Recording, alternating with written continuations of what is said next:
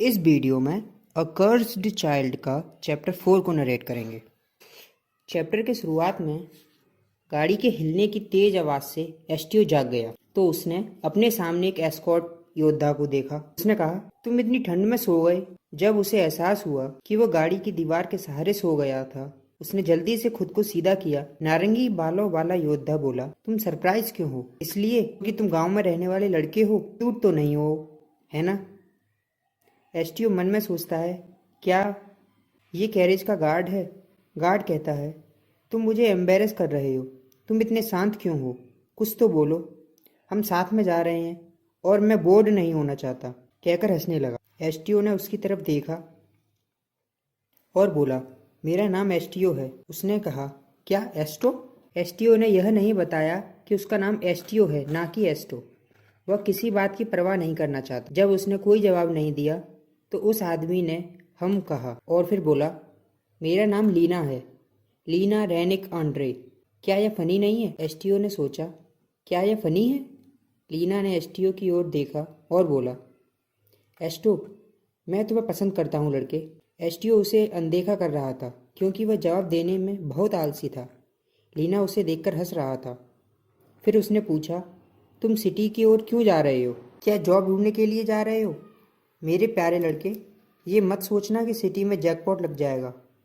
Life में miracle जैसी कोई चीज़ नहीं होती। तुम इसे सिर्फ एक्सपीरियंस कर सकते हो। एसटीओ सोचता है, मैंने इतना दूर का नहीं सोचा। मेरे पास ना तो कोई गोल है और ना कोई टैलेंट, और जो एबिलिटी मेरे पास है उससे मैं खुद को ही नहीं बचा सकता। दूसरों को बचाने की तो छोड़ ही दो। इसकी तरह लीना कहता है, लड़के, तुम किस चीज़ में अच्छे हो? तुम्हें देखकर तो नहीं लगता कि तुम किसी हैवी लिफ्टिंग में अच्छे होगे। एसटीओ बोला, जानवरों में।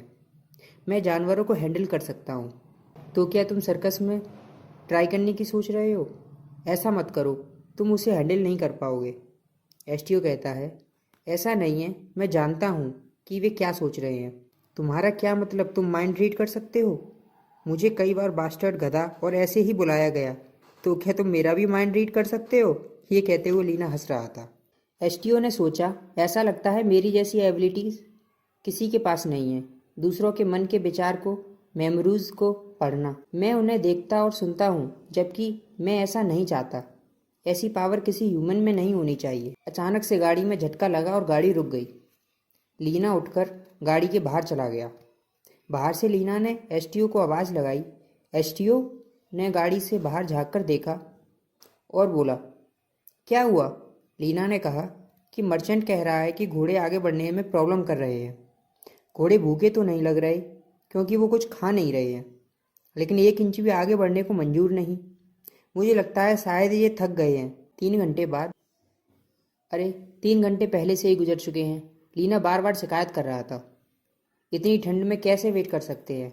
लीना ने देखा एसटीओ ब्रेड के टुकड़े को खाने की कोशिश कर रहा था।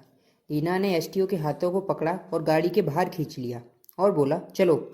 एसटीओ ने कहा, कहाँ? लीना ने कहा, अगर तुम सच में माइंड रीड कर सकते हो तो घोड़ों का माइंड रीड करके बताओ, उनके दिमाग में क्या चल रहा है। एसटीओ बोला, नहीं रुको, मैं नहीं जानता। यदि वे ठीक से गहराई से नहीं सोचेंगे तो मैं उन्हें नहीं सुन सकता। लीना ने कहा, ओह, तो तुम उन्हें सुनते हो, रीड नहीं करते। ये तो कूल है। अब जाओ और सुनो। गाड़ी वाला घोड़ों में चाबुक से मार रहा था। ऐसे ही करते रहोगे तो मर जाओगे हरामखोरो। एसटीओ ने गहरी सांस ली और गाड़ी चालक से कहा, 1 मिनट वेट करो, मैं घोड़ों को देखता हूँ।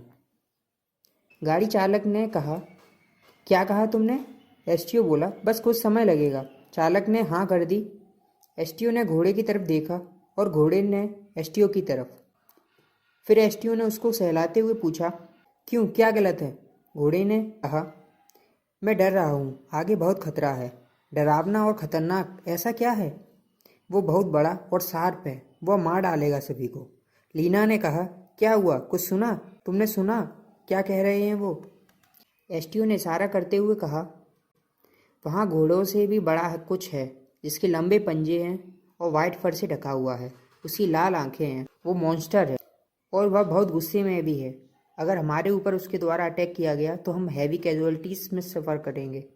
वे हमें चेतावनी देने के लिए रुके थे। लीना सोचता है, सभी तरफ वाइट फर, लंबे पंजे और नाखून। तभी चालक कहता है, वहाँ मॉन्स्टर है, ऐसी किसी चीज़ पर कोई विश्वास कैसे कर सकता है। लीना ने एसटीओ के कंधे पर हाथ रखकर कहा, मैं एक ऐसे क्रीचर को जानता हूँ जो स्नो कवर्ड माउंटेन पर पाया जाता है, एक वाइट फर मंकी। तब चालक कहता है, हाँ, ये एक रेयर स्पीसीज है, इसे ढूंढना भी मुश्किल है, मुझे नहीं लगता कि वो यहाँ होगा। बाकी के लोगों ने भी कहा, क्या एक वाइट फर मंकी? हाँ, ऐसा हो सकता है, देखो कितनी ठंड बढ़ रही है।